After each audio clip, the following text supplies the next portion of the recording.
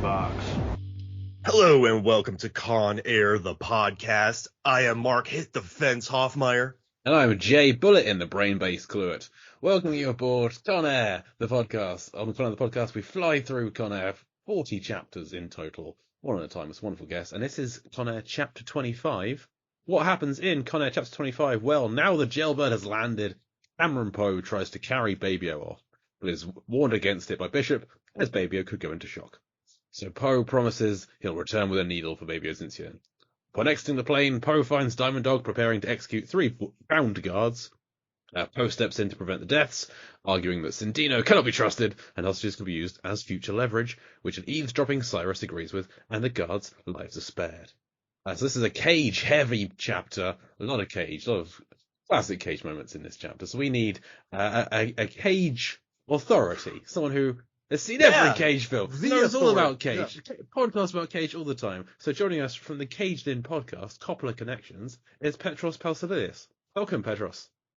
Thank you very much for letting me jump aboard the jailbird and discuss this chapter. I'd been thinking a lot about my name, and then I think what's quite common with any kind of, I don't know, nickname is like alliteration, right? And like anything that kind of, it's Petros Patsilivus, anything that like with a P, and like the ones that come to mind are like Petros the Predator Patsilivus, and it's like I then got thinking like they sound great as like a wrestler or like a boxer, but as soon as you make them a criminal, I don't know, they're really dark. Do you know what I mean? Petros the Predator Patsilivus makes me in line with Johnny 23. You sound like a hockey player with that one though, right?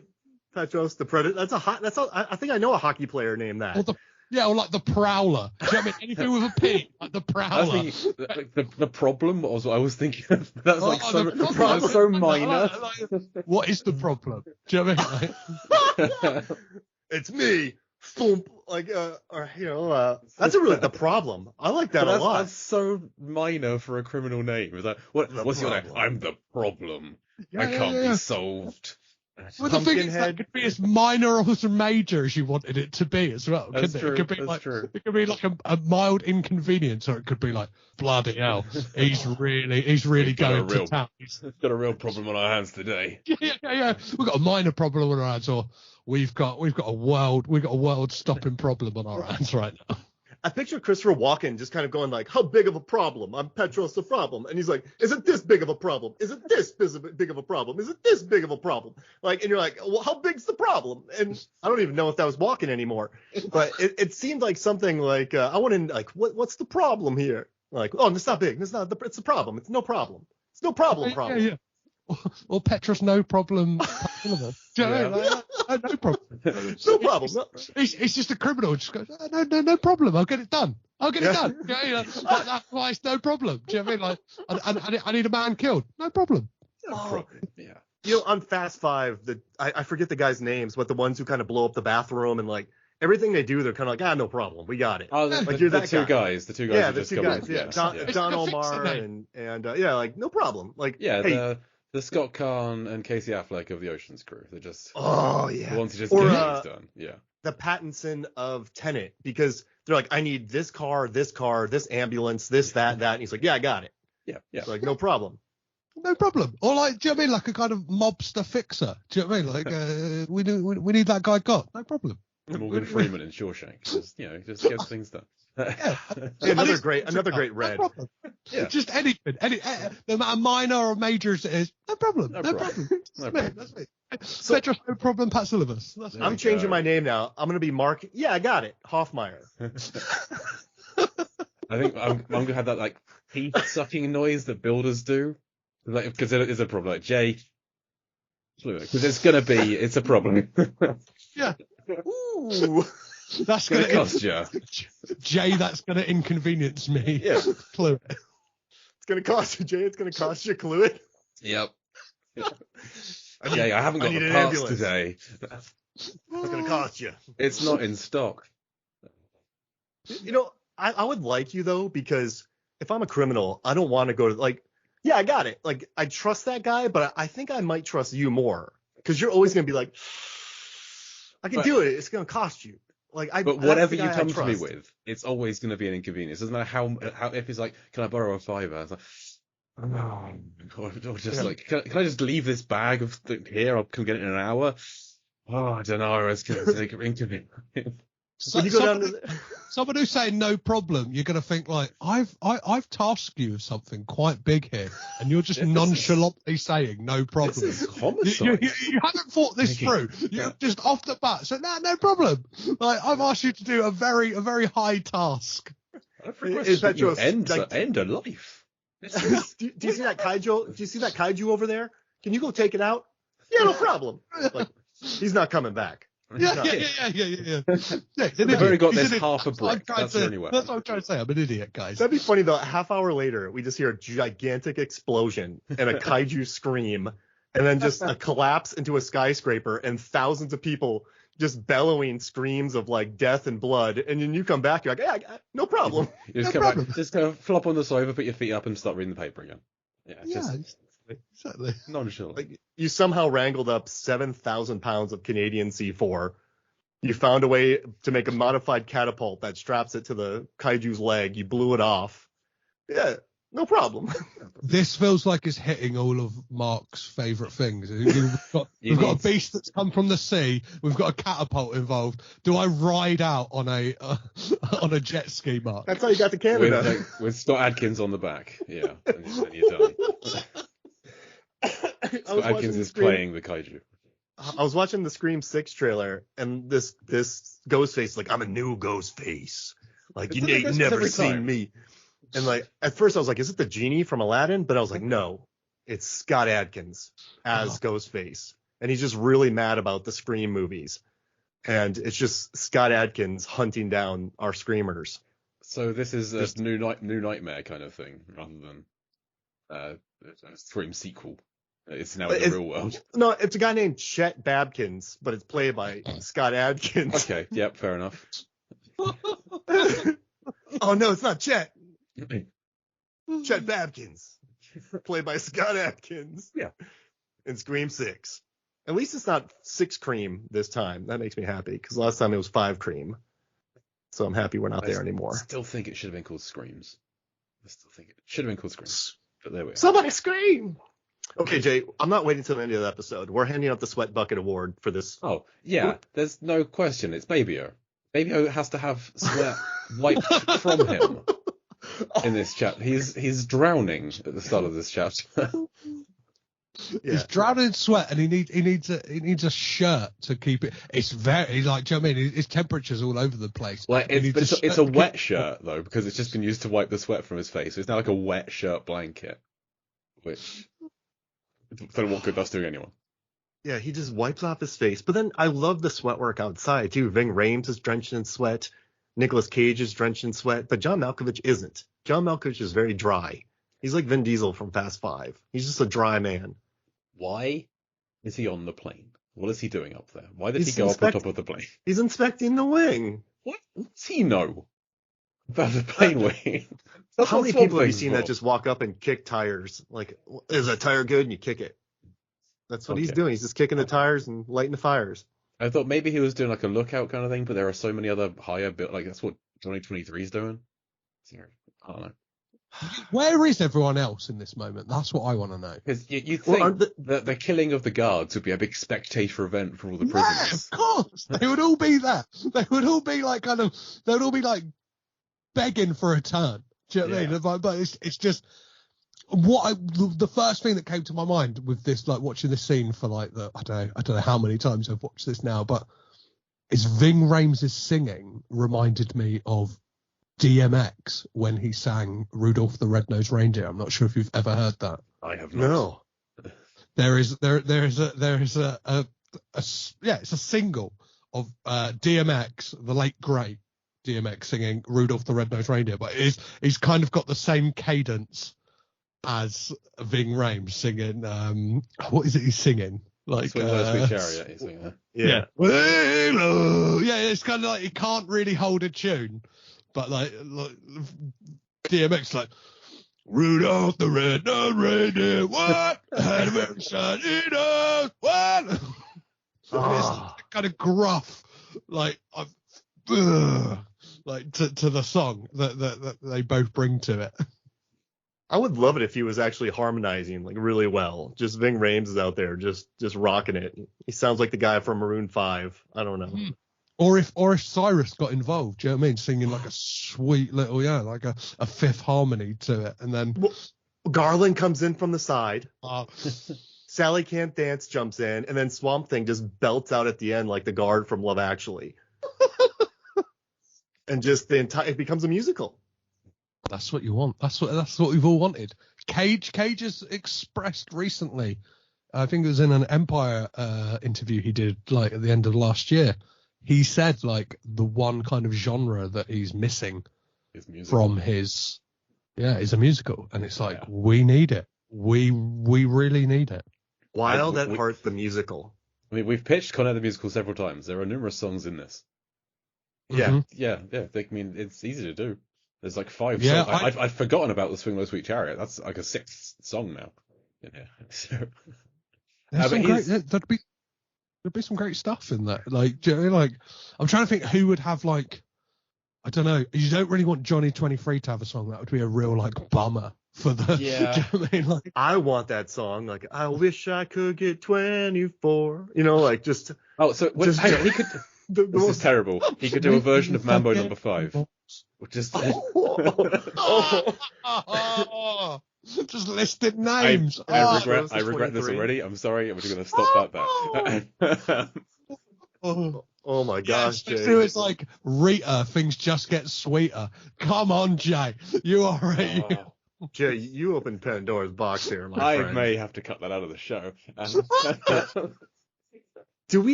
kind of want a song called Sassy Wink, because at the end of this clip that we're watching, a lot of people use this gif or gif of Cameron Poe winking, but they don't know who or what it is.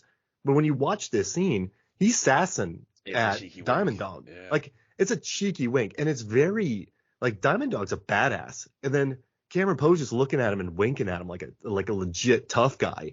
So when you watch that gif, when you see it or when you see it out of context, you're like, oh, he's happy, he's chill. But Cameron Poe is a tough dude, and he's sassy. So I want a song called Sassy Winks. I'm going to let you into something here, is when like, I don't know, I get inane comments on Twitter and stuff like that. This is my go-to gif of just being like, okay, mate. Do you know what I mean? Because like, there's the sass with it. It's like, if it's like a legitimate wink, or like I used the new one from The Unbearable Weight of Massive Talent. There's like a big like kind of wink, whereas this one is a bit more like, yeah, okay, mate, yeah, whatever.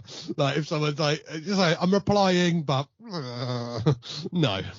Oh man, it was like I feel bad that it's so taken out of context, because it's it's a legit move, and it's just, I love Poe's sass in this movie, talking to Bedlam about his cage, knocking out Johnny 23. This is, once again, I've said this over and over and over again, but with the way Cage calibrated this performance, he's a really believable tough guy in this, and he's very sassy, and it's different than I think anything I've ever seen. I haven't seen Cage do this since or before, be this like confident badass, because in The Rock he was like, in Face Off he was like, and then this one he's just sort of like, yeah, I got this, no problem. Well, yeah, everything that he does in this movie is like with this hint of sarcasm. Yeah. Right? Like the way he kind of interacts with people, like every time he interacts with Garlic Green, there's like when it's like, well, like when Baby O asks him like about, he's like, well, the first thing I'd say is like, well, what's wrong with this guy? The first thing I'd say is a lot. Yeah, it's like all of it is just drenched in, and that's why like I always think that Con Air is like, it's a comedy film. It's a comedy kind of wrapped up in action tropes and like the action genre, but out and out, it's a comedy with actors, like all caps actors. Do you know what I mean? Like it kind of doesn't have the, I don't know, if you kind of deconstruct it, it's like this seems if you said to people, I've got an action movie for you, it stars, like especially before this, even if you look at The Rock, Cage isn't an action character in that. He is the straight man taken along because he knows the science of it all. In this, it's like, I've got an action movie for you, which is Nicolas Cage, Steve Buscemi, John Malkovich, Ving Rhames, like John Cusack. You know, yeah, it's like, meanie. Okay, buddy. Yeah, okay. Yeah. That's an action movie. Yeah. All right. Yeah.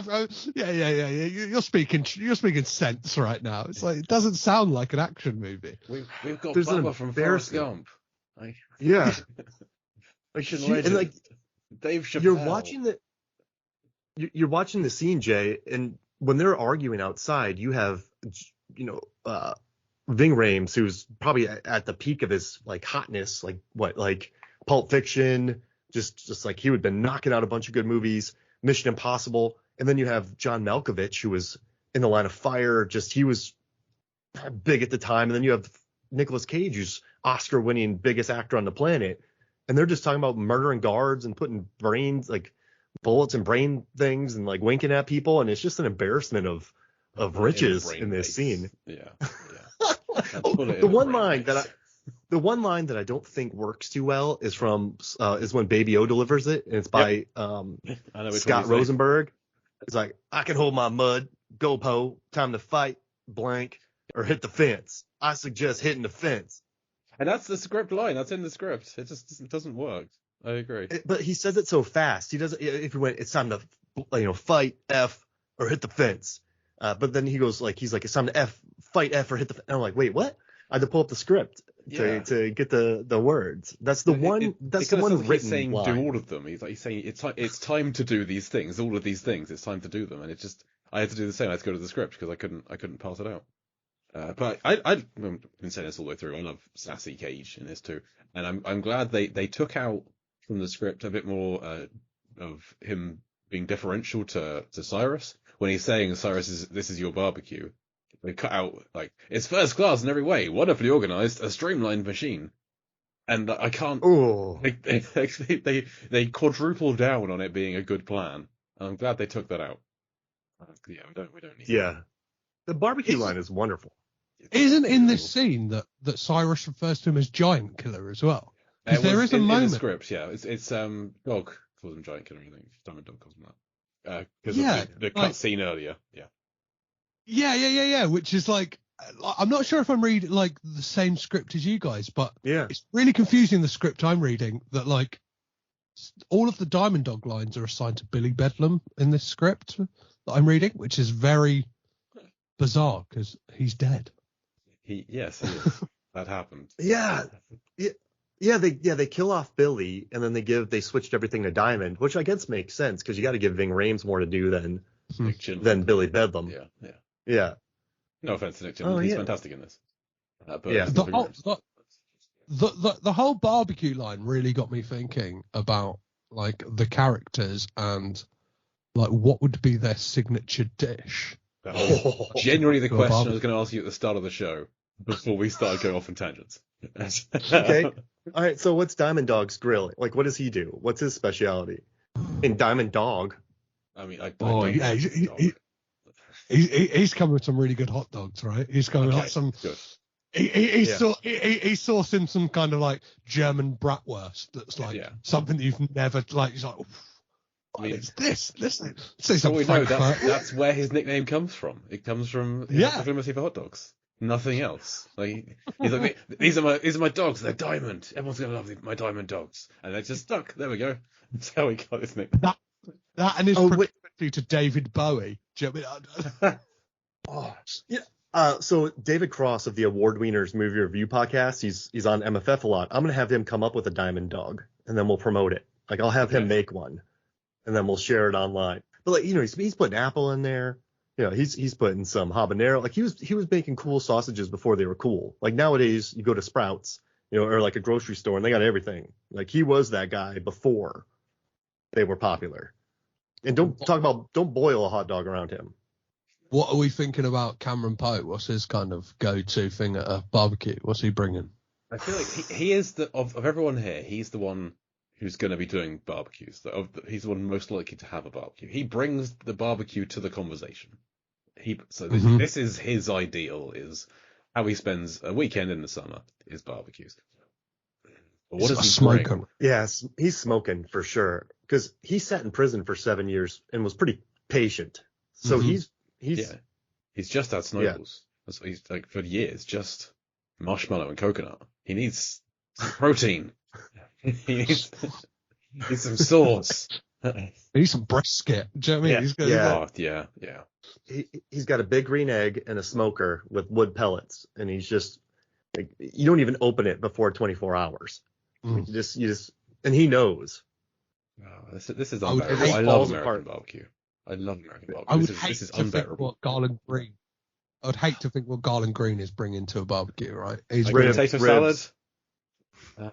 yeah, but whose ribs? Whose ribs, Mark, is he bringing to a barbecue? That's the question. The host. I mean, probably, yeah, Hank's or Steve's or Debbie, like, someone he picked up on the road. He's wearing their heads as a hat and just grilling their ribs and just smiling about it because no one knows. Yeah. It's like, and one thing that got me thinking as well is like, I wish that Johnny 23's name was like relation to like what he did with a barbecue. Do you know what I mean? He's got How many seasonings? Yeah, he's got seasonings and spices. Do you know what I mean? Like, A secret he's blend like, of 23 herbs and Yeah, he's spices. he's like the Colonel. He's Yeah. got nothing on me. I've got 23 of these bad boys under my belt. And you can only know 3 of them. So Larkin's showing up with a salad, I think, and Malloy is showing up with beer.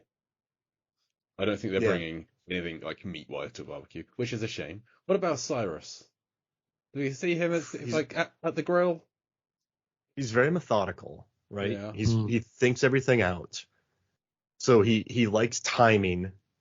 So he's bringing like a pork loin because you know what's dangerous about a big pork loin is that even though the outside looks a little charred, you don't know what's going on inside. You got to cut it open.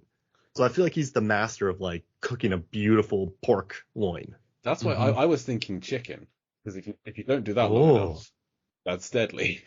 Or not good at all. Not deadly, but just not good. But pork loin works the same as well. Yeah. Would you eat chicken brought by Cyrus the Vine? I'm not eating anything but by most of these people. I'm not invited to this barbecue, and that's good, so I wouldn't go either way. Okay, I think Swamp Thing would bring good food. Yeah, I can He's see that. like fried gators, right? He's bringing like gator or something. That's doing- Swamp Thing. Yeah. He's bringing That's the the first thing that came to my water brain. boy, the water boy alligators on a stick, isn't he? The little He shows up on a Kathy souped up Bates lawnmower. And I guess you got Dave Chappelle's character just lighting the barbecue for you. Do you know what I mean? He's like, he's got a proclivity to arson. He's like, I like the fire. Don't worry. I got some first. I got some fuel down my throat and I got a match. Don't worry about it. Got it sorted. We make a deal with him. We're like, listen, you help us cook. You can take the tanks that are left and you can go blow them up wherever you want. Yeah. But you just got to help us clean and do all the dishes and stuff. Yeah, perfect. And like not to spoil something later in the film, but it literally turns into a barbecue in the boneyard. Do you know what I mean? It's like get the propane tanks and let's have a barbecue of our own. We're having some bacon. They missed a scene where Buscemi just has a fork and knife and he's eating one of the people on fire. He's like pointing at other people. Come on over here. Like he's just like, he's almost done. He's almost done. Yeah, just poking a cop Light with meat the or dark? fork. Yeah, just cutting them open and nomming. We missed it. Maybe I was bringing shrimp, I reckon. Just He's got right. He's got yeah. Or some sweet treats for that diabetes. He's like, I just love the sweet treats. If he were here, what would Billy Bellamy be bringing? Is he roasting a rabbit? Oh man, barbecue and a bunny? Yeah. He's got to have something that's kind of hard to find. If he's somebody who's happy to go like a couple of states over to seek revenge, he's somebody who's going after something that's like kind of rarefied. Do you know what I mean? He's somebody like he's going after like some venison. He's going after something that is like kind of like, do you know what I mean? Like he's going to a Texas barbecue with like North Carolina sauce. Like he's gone like just to get the sauce. And some Memphis hot chicken. Like did you drive across country for all these ingredients? Yeah. What's it to you? I killed him. No one was alive there. The sauce recipe dies with them. I went to the best joints across this great nation, killed everyone, got the recipes. Yeah. Oh, well, thank you, Billy. So now we Yeah. know. Don't eat that. Don't eat that.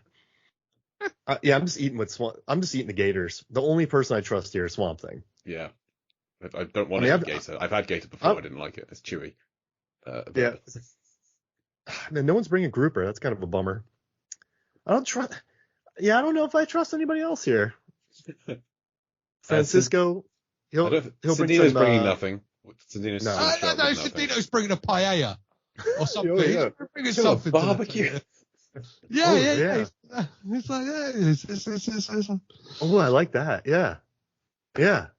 This is delicious. I'm hungry now, guys. Yeah. Sandino's bringing a couple of guys you didn't invite to the party. Do you know what I mean? He's like, well, Sandino turned up with a couple of his friends. They weren't invited to the barbecue. What's going on there? Wait, are they taking the barbecue? Like, what's going on? Are they putting it on their plane? They brought their own barbecue? What's going on here? Sandino, no! Are they kidnapping Billy because he has the secret recipes from 37 states of all the best barbecue? Hey, guys, put me down, guys. Where are we going? It's all my head. That barbecue's not big enough for all of us. That's like, you only have 4-person barbecue. Yeah, I'm trying to think what's popular on the Eastern Seaboard. Maybe Garland Green's bringing like some bagels. Do you know what I mean? He's gone to New York to get some bagels. Yeah. It's like, yeah, guys. I mean, you get some lobster, from Maine, maybe. Love. Yeah. Savannah, like, bring some good grits. Bring some good, like, fried green tomatoes. Oh, we're gonna have feast here. Yeah. What are the best Nicolas Cage eating scenes in movies? Oh hell! This is a curveball right here. I don't know. I'm worried. I don't That's all answer this question. I don't have a speedball. I just have nothing but curveballs. Like, people would figure me out really quick. I'm looking forward to his eating scenes in Renfield. I assume there's going to be some.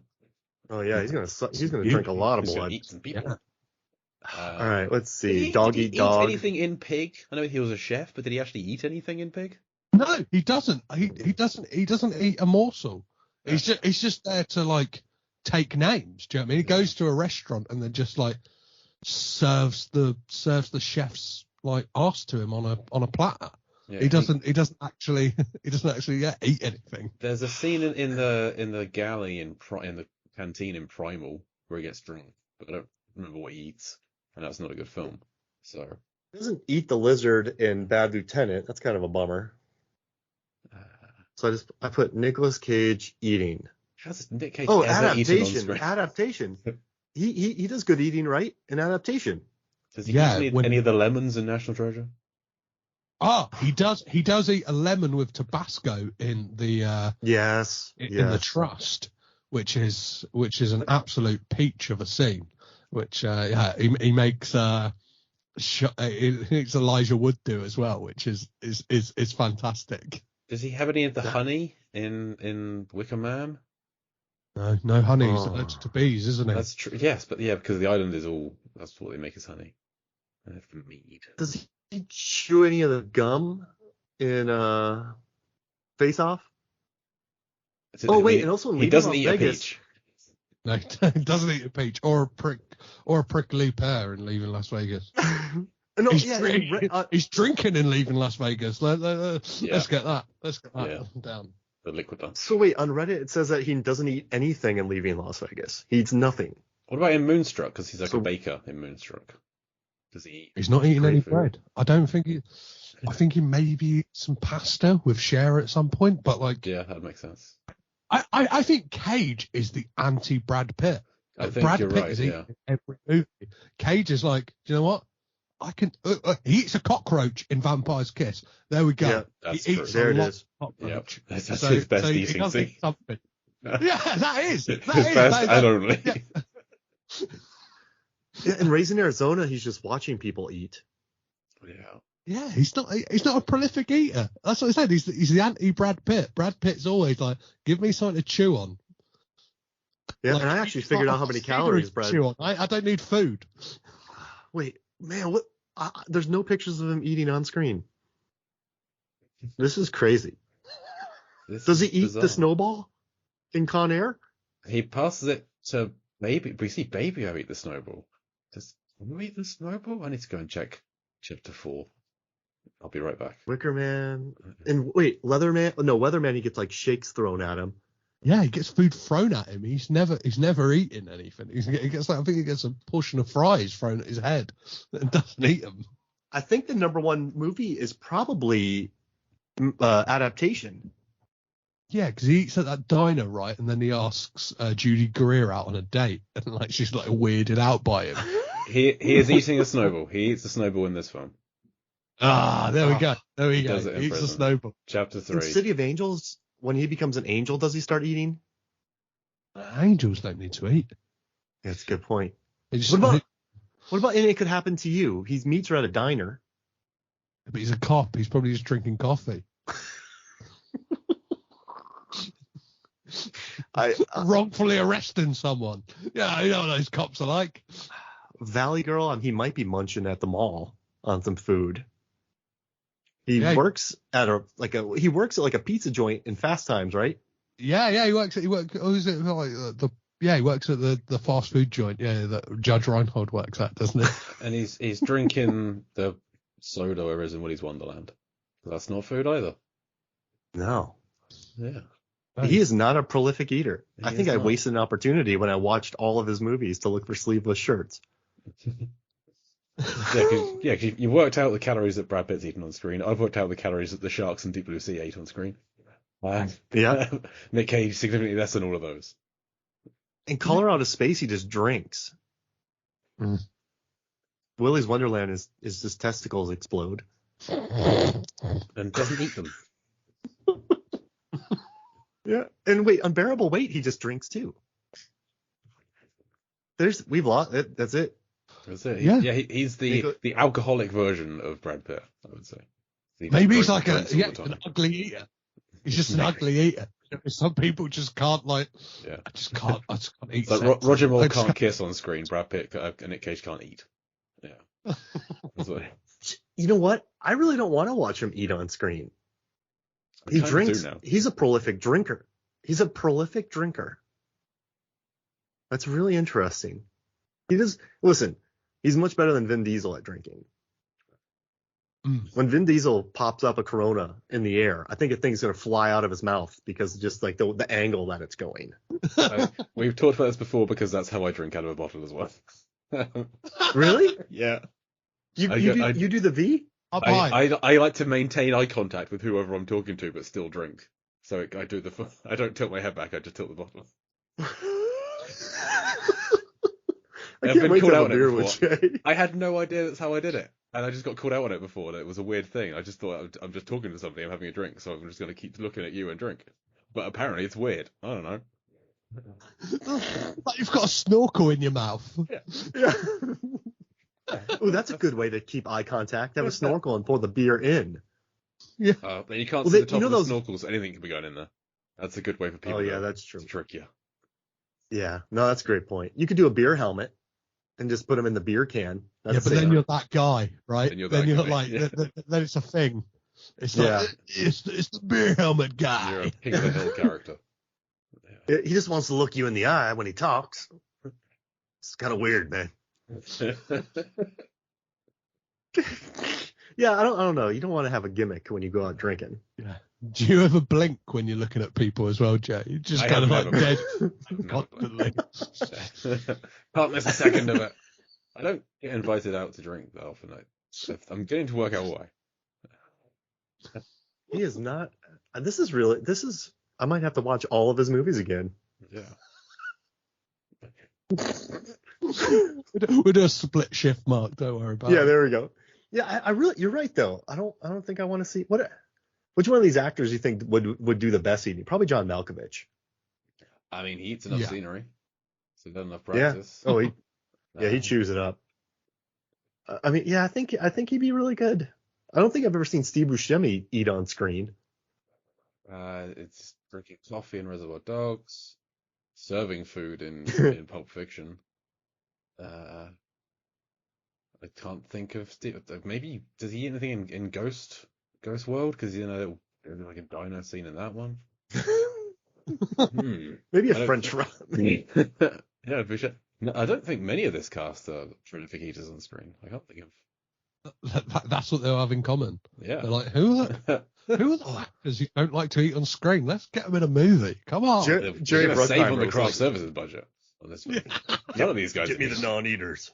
Yeah, I don't want to pit on screen. There's two kinds of actors: actors who eat and actors who don't. I want the ones who don't. You know how much time was wasted on Ocean's 11 because of Brad Pitt's indigestion? We're not doing that. He went to the toilet every 3 takes. Yeah, they're just like, it's got to be believable in these scenes. These guys aren't eating throughout the whole movie.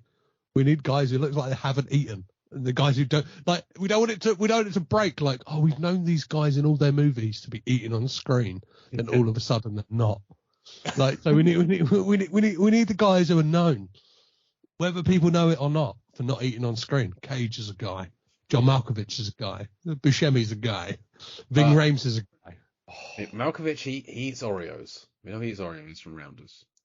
But yeah, that was a year later. That's a year later, yeah. So, yeah, okay, yeah. That's when he was trying to, like, break out of the non-eater, like, moniker that he'd gathered already. It's like, you know what? I'm going to change things up. I'm going to be an eater on the screen. He was tired of being typecast. I'm tired of being typecast. What is a villain? No, it's someone who doesn't eat on screen. That's a malnourished man. Maybe that's why he's not sweaty at all. Maybe he is already dehydrated in this scene. He has no spare calories. Yeah, like he has no water to sweat. That's why he's standing on top of a plane in the salt flats with no shade. He'd be the sweatiest out of everybody. He's such a methodical man. He just thinks about when he needs to sweat as well. He's like, this isn't an opportune moment to sweat. I need to do that at another moment. I haven't got time. Yeah, no time. No time to sweat. That was in his notebook that we would have seen if the guard hadn't blown it up. Do you know what I mean? That was on page 34, but we only got the first few pages. How to control your sweat with your mind. Yeah. Anarchist cookbook. Do you know what I mean? How to not sweat. Wim Hof's How to Not Sweat. You know, his heartbeat's only like 6 times a minute. Like, he's just that good. He like makes that noise. That's how he escapes out of prison so much. Well, he's dead. He hasn't eaten anything in 3 weeks, and he's not as hard as a pumpkin. Let's get him out of here. They're like, oh man, he got escaped again. He's killed another guard. How does he do it? Oh man, I like this. That's how he escapes from prison. So his resting heartbeat just stops. There's an episode of Monk, I think, where Monk works out who the killer is because they're on a running machine hooked up to their heart monitor, and they say a sentence, and Monk knows it's a lie, but the heartbeat doesn't change. And so Monk goes, you're a sociopath. You can control your heart rate. And so, why would the person be doing that at that time? I don't know why I'm thinking about that, but the guy on the machine is like, I'm going to control my heartbeat with my mind for this lie that no one it would benefit me to control my heartbeat at this time. Anyway, this is not relevant to Connor. We've got a long way from Connor. So Cyrus. Last thing, MC Gainey is the one guy I think could eat on screen. I think so. Yep. He'd eat gators on screen. It would look possible. It'd be like, I believe that guy eating gators. I think Steve Easton, Falzon. I think he would be a on-screen eater as well. Oh yeah, he'd be great. But I see him more at like where would I see him eating? Probably like a hot dog at like a baseball stadium made by Diamond Dog. Yeah, he's chowing down on Diamond Dogs. So when Cyrus is up on the plane, his sentence is a little overwritten, I think, of my own proclivities are well known and often lamented facts of penal law. It's a Cyrus line, but it's a little too wordy for me. It's just a bit too much, too many words going on. Mark saying no.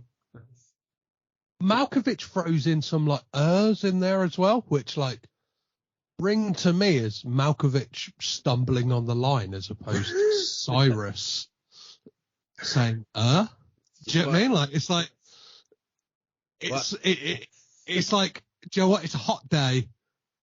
This take will do, as opposed to like that is a character choice, because Cyrus seems so exacting, and I'm trying not to say here, like so kind of like thought out with everything that he wouldn't kind of stumble on what his thought process would be. So it seemed like more of like John Malkovich being like, it's really hot, and like stumbling over the lines as it was Cyrus going, because he does it in quite quick succession. And I noticed it on like my 10th watch of this clip, and then for the subsequent 90, I was like, all I can hear are these and like from editing podcasts, I'm like, oh no, I can't listen to the radio anymore without all I can hear is when the radio DJ intakes their breath before saying something. All I can hear is that's all I can hear on the radio now. Is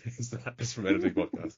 But Cyrus, to me, most of his lines so far have felt like he's been planning them in advance, and this feels like he's had this speech. He's waiting for somebody. My own proclivities are well known and often lamented facts of penal law. That's something he's used before to talk about other things. It's not an off the cuff, I think. And we had the same thing when he had no kind of clap back to Falzon when he was like, "No steak for you ever." He just had that kind of laughing face was his only clap back. So he likes the repartee, he likes the sparring, but he's only got a certain number of prepared comebacks, I think. Oh, so he's not great at conversation. It's just what he prepares. I think so. I think he's kind of maybe a little robotic, a little socially uncomfortable. He's not great in social situations. So he he's practiced where he should put in the ums and the ers to sound more human. This is how one of you human people speak, yes? With your and your This is how we bring back Cyrus for the sequel. Robo Cyrus. Cyrus the Cyborg. Yeah, Cyborg. There we go. Cyborg versus a Viborg. The Virog. Wait, Lawnmower Man, doesn't he become a virus in a computer? And then Jeff Fahey in Con Air 2. I'm here for it. Yeah. You know what I love is that scene when he's on the airplane too. It's just a tracking shot of him. There's not much coverage. He's like, we're not covering this much. I'm just gonna walk on the plane, say some lines, scratch my head, and then that's it. Like a good day, sir. He just sort of does that line because they just film him walking in a straight line. He's like, this is hot. He can't really deviate much from a straight line though. He's on a plane. Yeah, but they could have taken like a camera up on a crane and like filmed him walking up there. That's like, true. That's true. The way they shot this was like, we'll point it up, easy to shoot. You just walk in a straight line and get the hell out of here. So that's kind of, I don't know, that was the vibe I got from it. But it makes me happy though. It's just John Voight's, it didn't feel natural, this line. It's also it's 97. I think after Reservoir Dogs and Clerks and Pulp Fiction, there was a lot of writing going on in movies for a little while. So yeah, I guess it's natural for the time. But yeah, I don't like him when he's like, he said he killed more people than cancer. It's like, oh, shut up. Like, it's just, Cyrus is an interesting dude, but I like your theory, Jay. He's just Cyrus the cyborg. He's trying to be a normal mass murderer. Oh man. Oh, dear. Jeez. The sassy wink though makes me very happy. I love that only dog sees it. Like Cyrus doesn't know there's a wing happening. That's just for Diamond Dogs. Yeah, like my older brother, when he would do something like be a punk and get away with it, he would just look at me and be like, hey. Like just that look that only the two people share. It's infuriating. Oh man, I love it. There's a great line delivery from Cage in this scene as well, where he like the way he says bullet. Oh yeah, what a bullet. Cage in this scene, he makes good use of the pause, so the emphatic pause in what he's saying with the Mr. Dog over here. Like he knows where to put that gap to emphasize. He does it really well. He's great in this. I hate when people say he's bad in these films or anything. Cage is a genius. Yeah, like I really think years of just clips of this movie are what like people see. So then they watch it, they're just, oh, that's a terrible accent. They're not looking for the little eccentric things he tosses into it, or how like when he says, "Oh hi, Garland," like that's funny. Like he adds, I would say people love this movie, but I think his performance might be a little slept on, if that makes sense. Yeah, because it's cheeky. because it's sassy. Yeah. It's hard to like take it seriously because he's having fun with it, I guess. And I think people can't get past the accent, right? Yeah, because it's like, is it 100% like on the money? No. It's the But accent, it's the hair. I don't know. It's just What? you could see it being a very silly character played by somebody with less talent. Let me ask you all a question. There's been so many bad Southern accents in cinema. I mean, I live in Georgia. I also grew up in Florida, which there's a lot more country than people know in Florida. So there's just like there's so many different, like, you know, Alabama's different, South Carolina's a little different, not less harsh. Georgia has kind of a country accent outside of Atlanta. North Florida. It's like there's a lot of different country accents, but I've heard hundreds of bad ones. So why do people key in so much on this one when there's worse? Like Benedict Cumberbatch in that Mauritanian movie. No one saw that. I say. Like, I think it's because Con Air is so popular. It's such a big film with a southern accent in it, whereas the Mauritania, I haven't seen it. I like Benedict Cumberbatch. I didn't see it. So, I mean, Yeah, Yeah. that's true. I think it comes down to the point of like, does that character need to be from that place for this film to work? No. Do you know what I mean? That's true, yeah. He doesn't have to be from Alabama for it to work. It's why we keep going back to the Ocean's films. It's why people pick up on the Don Cheadle Cockney accent from the Ocean's trilogy. Just he doesn't need to be British. He doesn't need. Leave it out. I'll be great working with some proper villains again. He doesn't need to be frickin' Dick Van Dyke. He could just be from anywhere. And they decide to make him Bashar Tar from South London. So that gets picked up on as well. I love Don Cheadle in those films. I love that accent because it is so silly. I have to just defend it for a second. I mean, those movies are so silly. Yeah. Brad Pitt's face from Ocean's 12 when he's like, when he does that weird thing when Catherine Zeta-Jones steals from him. I'm so glad I didn't get that shark tattoo on my forearm, by the way. I watched that movie and I was a shot of Jack Daniels away from going and getting that shark tattoo on my forearm. I'm glad I didn't do it. But it's, I don't know. I guess you're right. It's such a popular movie, and you're right. He doesn't have to be Southern. This isn't a true story. It's just so Ving Rhames can keep calling him. What does he keep calling him? Hillbilly. Yeah, keeps calling him Hillbilly. Yeah. So and like that. I mean, we get the line of what was I thinking? Oh yeah, yeehaw! Like it's a wonderful line. It's just just bad interaction between the two of them. Alabama, though, you're not a hillbilly. That's what I love too. Like he's not a hillbilly in Alabama. To Ving Rhames, he is. Yeah, that's true. They all lump it together. Was he get called at one point like trailer park trash? And he's like, hey, Mama lives in a trailer. Oh dear. But I've heard so many bad accents that this one grows on you, and he fully commits to it. And it's one of those accents where I wish I like. Well, all right. I have a question. What's the better accent? John Malkovich from Rounders, where everybody was sitting on set going, should we tell him? Should we tell John Malkovich? Yeah. Should we bring this up to him, or Nicolas Cage's in this one? I think Malkovich is worse, but because he's not the lead of the film. He's only in one room ever. Yeah. No. I just love how insane it is. He's the only reason why I think Rounders is so memorable, aside from like The Good Poker. I agree. I'm not a big fan of Rounders. It's fine. Yeah. And just Worm is such a worm. So I guess that's fine. But the Norton of it all is just so much in it. I don't know. We'll answer that question another day. We're not doing Rounders, the podcast. I'll tell you that right now. That's not happening. No. Round and round. It's just us talking about Rounders. So there is a reason. We just play poker during it. Yeah, I'd rather do that. Yeah, there's a reason why Ving Rhames is singing "Sweet Low Sweet Chariot." "Sweet Low Sweet Chariot," which I didn't know about. It is known to be a song associated with the first step of freedom from slavery. Oh, okay. Which is why it fits here, because this is his first step of freedom from the slavery of being in prison. You could read it as. Yeah.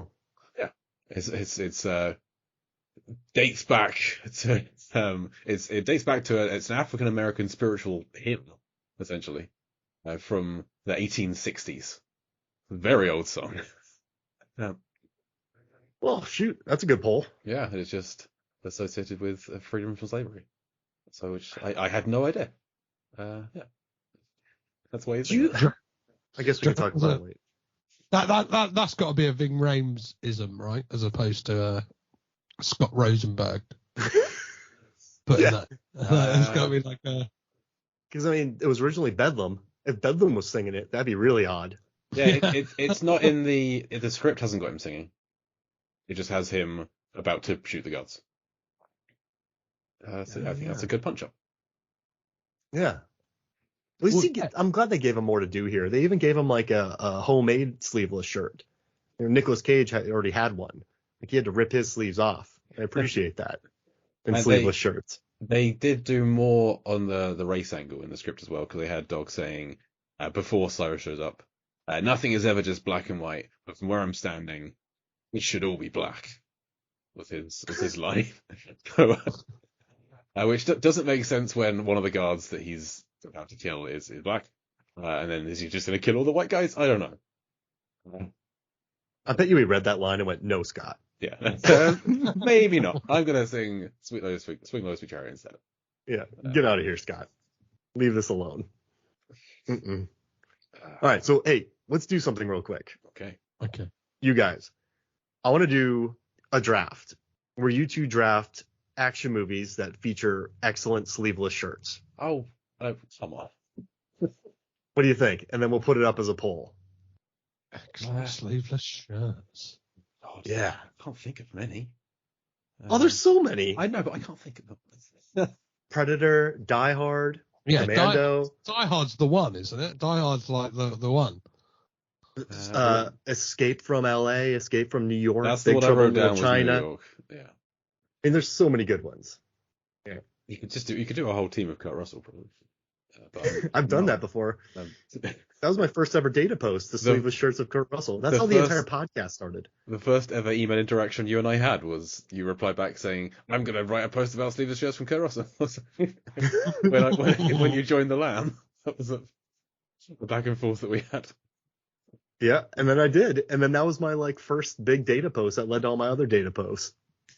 Kurt Russell sleeve. That was our first episode of MFF, was the best Kurt Russell sleeveless shirts.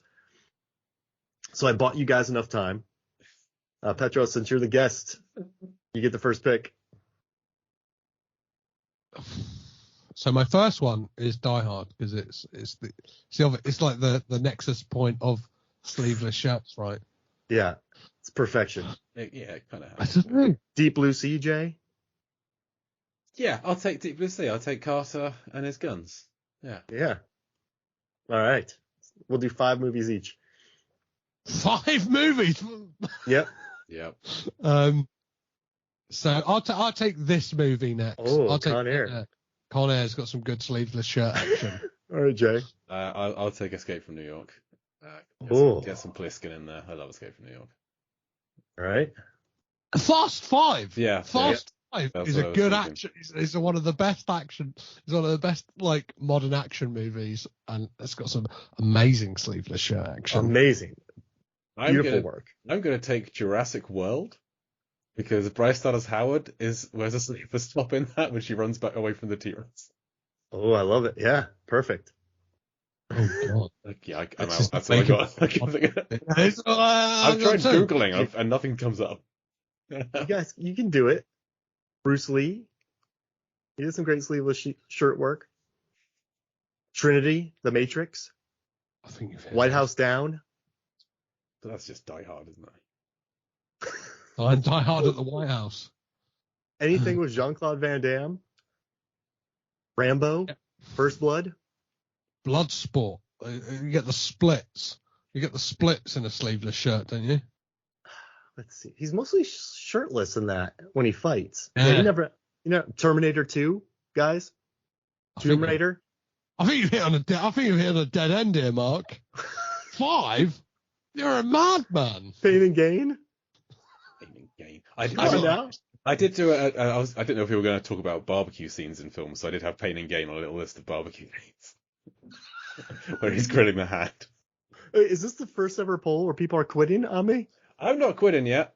It's just it's not my pick. Oh yeah. Predator, Commando. I'll Femme take Nikita. I'll take Commando off your hands. Yeah, there we go. Then I'll retaliate with not really. It's more of a horror than an action, but Alien.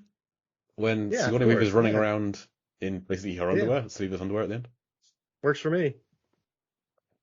Oh bloody hell! Yeah. I mean, like Wolverine. Which Wolverine? He goes around taking people out. I take Logan then if we're taking a Wolverine movie. Is he sleeveless? The best one. Yeah, there we go. He's got sleeveless in that at some point. Let me look. Yeah. Oh yeah. So is this my last pick? His fifth pick? Yep. Okay. Then Man of Steel, Terminator 2. I'm not a huge fan of Terminator 2. Ooh, I like your style, Jay. I like Terminator for me is the best Terminator film. Then I prefer Dark Fate to Terminator 2. I hate the kid. It turns me off of that film. Hate the kid. I'm just looking down a list of people with tank tops in films. Yeah, The House at the End of the Street. No, thank you. Interceptor, Elsa Pataki. No. No, Mark, no. Just no. What is it? Lara Croft Tomb Raider. Ridiculous idea. I'm sorry, I'll just take Predator. This is going on forever otherwise. Predator. All right. I shook you guys to your core on this one. This is wonderful. I love chaos. This is great. Broad category. I could have given you guys time for this too, but I'm not about that. Yeah, you're a sadist. I'm going to edit that down so it's just Mark saying sleeveless tees, and it's just us rattling it back, and it's going to take 20 seconds in total. We're going to sound like geniuses. So. Whoa, you guys are brilliant. That was amazing. Wow. I think we set a new record there, Mark. Jeez, man. I thought this was going to be hard for y'all, but you just nailed it. This is crazy. So my favorite barbecue scene in a film is Final Destination 2. At the end of that, where the kid blows up at the barbecue. Yeah, that's a great one. That doesn't the arm fly on the table? Yeah, it lands on his mum's plate and she screams. That's a good one. That's the logging truck too. Hey, David R. Ellis directed that, Jay. Yep. Second unit director of Deep Blue Sea. David R. Ellis, yeah. And that's the bounciest logs I've ever seen. Those things are made of rubber. Film. It's my favorite Final Destination film.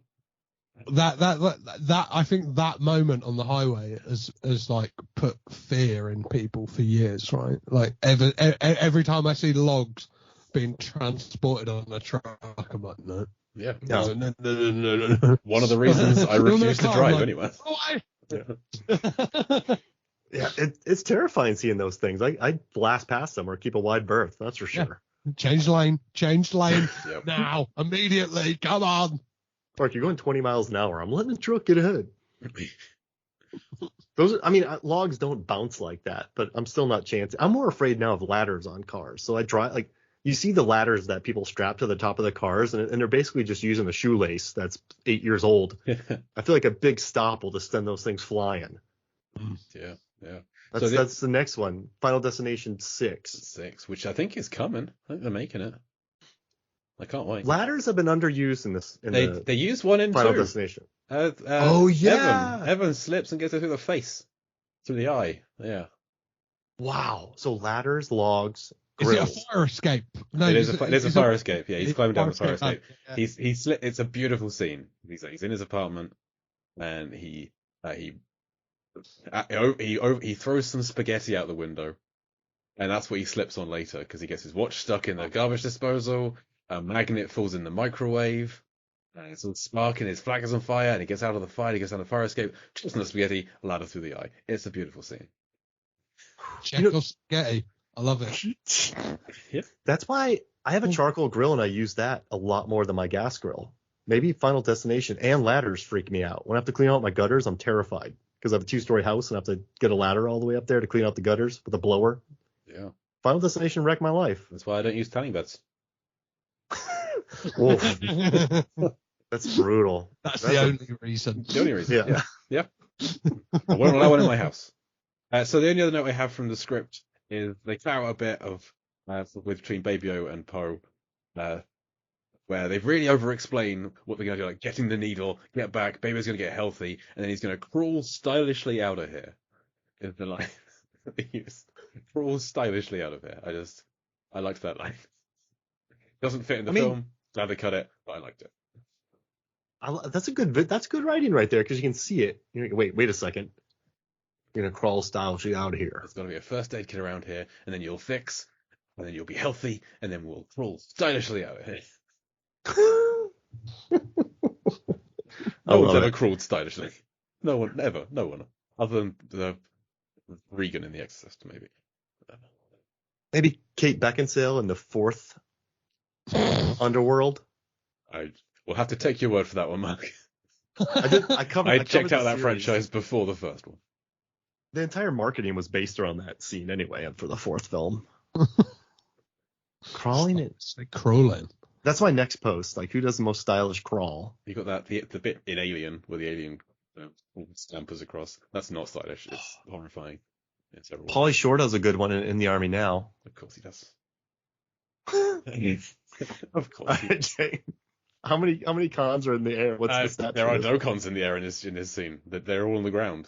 There's 18 cons left, but they're all grounded here. So.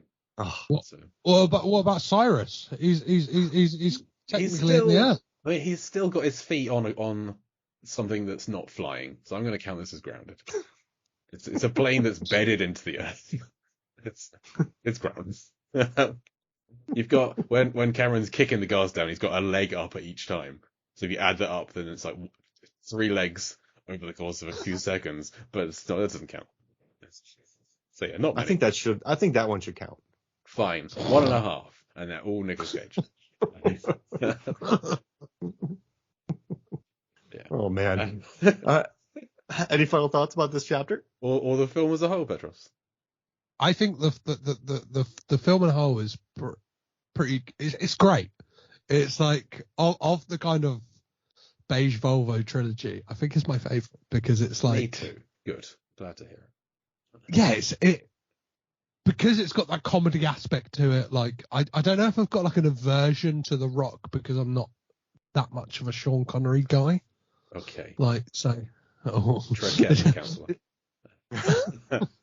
No, yeah, I'm not much of a Bond guy and stuff like that. So like, I've never had that like buy-in with Sean Connery. But like, and I say that having watched it, like, my appreciation for that film grew when I watched it at a Nicolas Cage all-night marathon, which was The Rock, Con Air, Face Off, Drive Angry, and Mandy over like a 12-hour period at the Prince Charles Cinema, and watching The Rock with a rowdy audience of Nicolas Cage devotees was an absolute joy. But there's something about Con Air where it's like everybody knows what they're in. Yeah. Apart from if you read any of the IMDb trivia and it's like John Malkovich didn't actually enjoy being in this film. John Cusack didn't enjoy being in this movie. Hold me, will not speak of it. But like MC Gay loved it. Everybody delivered on what the film was, which was like a big, dumb, fun Jerry Bruckheimer movie, which is what it is. And like, I own this film, I don't know, 4 times. I think I bought it I remember I went into a local like CEX, so like kind of, I don't know, like DVD shop. Yeah, equivalent of like a pawn shop, like basically, isn't it? Like but for like DVDs and video games. Yeah. Just DVDs and media equipment. It stands for computer exchange. Yeah. But they had a Jerry Bruckheimer box set, and I saw it on like a Friday. And I was like, oh man, maybe I should buy that, and like really like took a photo of it because it looked crazy. Do you know what I mean? It was The Rock, Con Air, Gone in 60 Seconds, Crimson Tide, Enemy of the State. Maybe, no, I think that was the 5. And I was like, I walked out of there, didn't buy it, and then like really like took a photo, put it on Twitter, and was like, should I have bought this? Unanimously, everyone was like, of course you should have bought it. Went back the next day, to my delight, it was still there. It So I also own has it Pearl there. Harbor and Deja Vu. That's it. Yes. Yes, that might be the Blu-ray edition. I think the one I've got That's doesn't have DVD. Deja Vu. Okay, well, Oh. there could be several different Bruckheimer action collections. But putting Pearl Harbor at the end sets fire to the whole thing, as far as I'm concerned. It's like, great. Oh, no. So I've got this Jerry Bruckheimer box set, which is like a joy. Like I've got a DVD copy, I've got a Blu-ray copy. I think I've got multiple like DVD copies of Con Air. I just absolutely love it. I just think it's really fun. Like I don't know, like when you get to the end of it, like you'd think the Lerner Airfield action set piece would be, for most movies, that would be like the end set piece. This one goes, we got something else for you. We're going to crash into Vegas. And then there's more. A fire truck. I forgot about the fire truck chase again. I was like, they crashed into Vegas. I was like, wait, something else happened. Oh, yeah.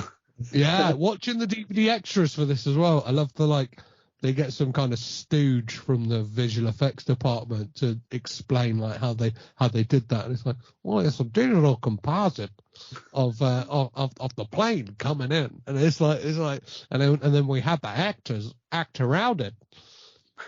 But that stuff is great. Like it's like, and it's for a CGI plane. It's so bombastic, you don't notice it. I'm looking forward to when we're covering the fire truck chase, and halfway through the episode, Mark's going to be like, I just remember there's a fire truck chase in this. That's all we're talking about. I'm going to forget the episode. Oh, yeah. Well, it's supposed to be on a podcast. I'm here. I have a mental block when it comes to that for some reason. Something me and Mark pulled upon when we chatted on my podcast was Nicolas Cage has like a penchant for stealing two-wheeled vehicles in movies. So you have The Rock, he steals a motorbike. Con Air steals a motorbike. The Wicker Man steals a bicycle. Pig steals a bicycle. And then Ghost Rider rides a motorbike. Yeah, but he doesn't steal it. He's got a thing for like taking them from people. He's got like this hard on for stealing two-wheeled vehicles from people. Oh, he should have taken the motorbike off of the guy in Raising Arizona at the end of it. Yes. That's a missed That would make it a perfect movie. You reckon that's where they started from? Is his regret from not doing that? He's tried to do it every time since. Yeah, he's like, if I'm given the chance to steal a motorbike or a two-wheeled vehicle, I'm having it. In Prisoners of the Ghostland, he's given the option between a sports car or like a child's bike, and he takes the child's bike, and it's like, is this written into Nicolas Cage's contract at this point? It's like, if there's a bike involved, I'm taking it, baby. And also, too, I heard that he wishes that in all of his films that his testicles would have exploded after Prisoners of the Ghostland.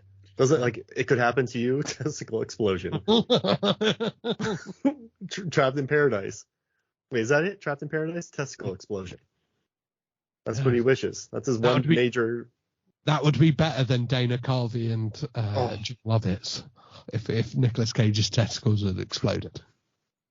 So he just gets so annoyed by them that his balls just explode. So you mentioned your podcast. Do you want to give that a plug? What is it? And Mark was a guest on it. Yeah, so Caged In is a Nicolas Cage retrospective podcast where I've looked at every single Nicolas Cage film right up until the present day. Me and Mark talked about The Old Way, the current Nicolas Cage film.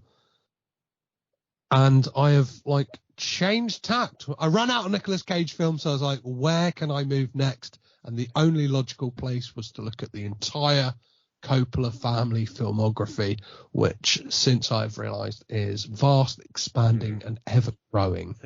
And I get to talk about weird and wonderful films, and don't get to talk about some films because some people don't want to talk about films that they've never heard of from actors they've never even have a jot of who they are. But yeah, I cover it all. So I get to talk about, I don't know, Sofia Coppola and her kind of artful, beautiful films. I get to talk about Christopher Coppola and his kind of gonzo films that skirt around the lower budgets of cinema. I get to talk about Francis Ford Coppola arguably one of the pioneers of modern cinema as it is. Again, to talk about all of it, Jason Schwartzman and every single Wes Anderson film bar two.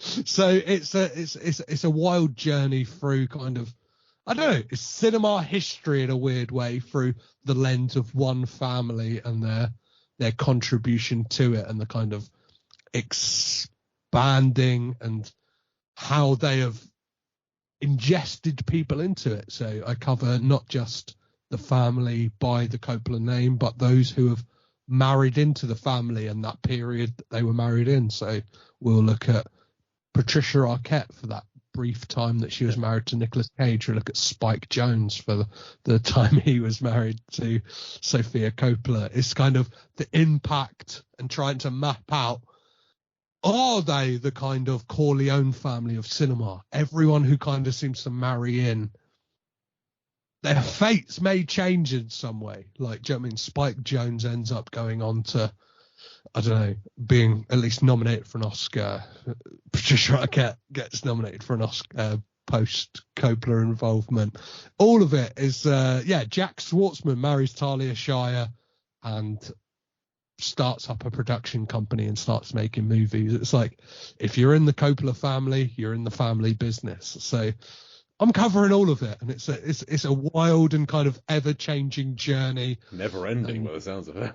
Never-ending journey, yeah, which is what I have learned, and caused me, if I think about it too long, very much keeps me awake at night. But I try and think about it very much in the short term and what is fun. So yeah, anytime you want to listen to me talk about the Coppola family with amazing guests, as I said, Mark has been on the podcast, which was a fantastic episode.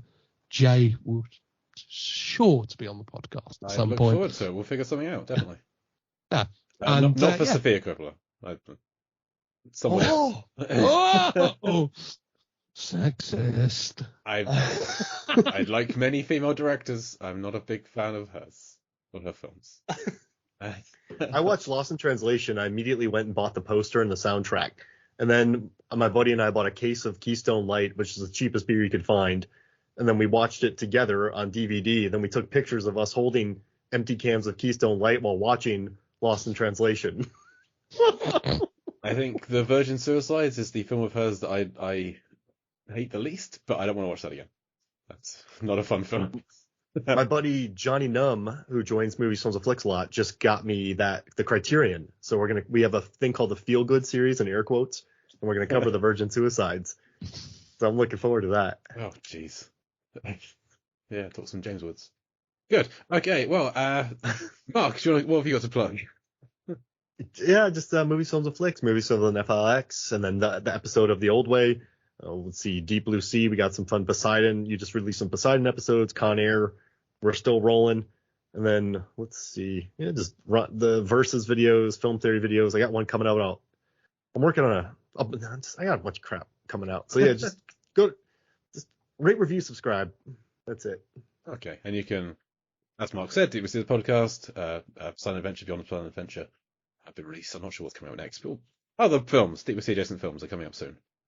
And you can hear me once a month hosting movie trivia over on the Lambcast, doing Lampardy. That's always a lot of fun. And read my writing over at lifevsfilm.com. lifevsfilm.com. So that'll do it for Con Air Chapter 25. Thank you very much again to our guest. Thank you, Petros. Thank you very much for having me. I've been Jay Cluett. And I'm Mark Hoffmeyer. Come back next week or the bunny gets it. Sigh. Anara.